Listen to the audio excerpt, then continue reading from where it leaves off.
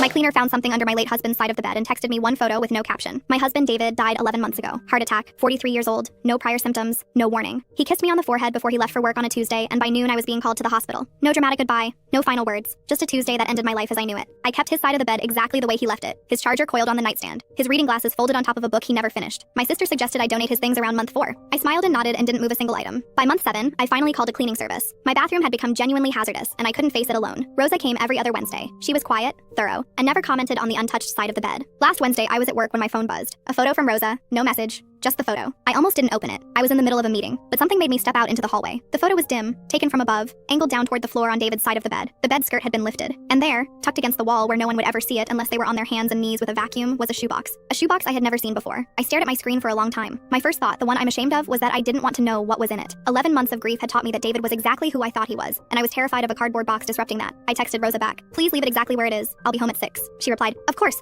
I'm so sorry to startle you. I almost didn't send it. I couldn't focus for the rest of the day. I drove home going exactly the speed limit, which I never do. Sat in the driveway for a few minutes, then went inside. The bedroom was clean and quiet, the bed skirt back in place. I got down on my knees on David's side, the side I hadn't knelt on since the night he died. I lifted the skirt. The shoebox was from a pair of hiking boots David had bought 2 summers ago for a trip we never took. The lid was held down with a rubber band. I sat on the floor with it in my lap for a moment. Then I pulled the rubber band off and opened it. Inside was a letter on top, my name and his handwriting on the envelope. Below it, a stack of index cards held together with a binder clip. And below that, a small USB drive. My hands were shaking badly enough that I had to put the box down and breathe. I opened the letter first. It was dated 18 months ago, more than 6 months before he died. He'd had a scare. A chest pain episode he dismissed at the time, but that had apparently scared him badly enough to see a doctor quietly, without telling me. The doctor said it was likely stress-related, but ran a full cardiac workup. David had been waiting on results that came back clear. He wrote that by the time I read this, everything was probably fine, but he'd started thinking about all the things he'd never said out loud, and he couldn't unknow that he'd thought them. So he wrote them down. The index cards were numbered 1 through 47. Each one had a memory on it. Not grand ones, not the wedding or the vacations, small ones. The morning I laughed so hard at breakfast that coffee came out of my nose. The specific way I looked at the ocean the first time we drove to the coast together. The afternoon I fell asleep on the couch reading, and he sat across the room for an hour not watching TV, just watching me, because he said it was the most peaceful he'd ever felt. 47 moments he was afraid he'd never said out loud. The last card just said, I knew exactly how lucky I was. I hope you know that I knew. The USB drive had videos, short ones, maybe 30 seconds each. Him talking directly to the camera, quiet voice, bedroom light. This is what I want you to remember about our trip to Portugal. This is the recipe for the soup you always asked me how I made. This is me telling you that you're going to be fine, because I know you, and you are always fine eventually. He had filmed 31 of them. He'd been adding to that box for a year and a half before he died, quietly, just in case. I sat on his side of the bed until the room went dark. Rosa texted to check on me. I told her I was okay. I told her she could have found that box on any other Wednesday, and she happened to find it on this one,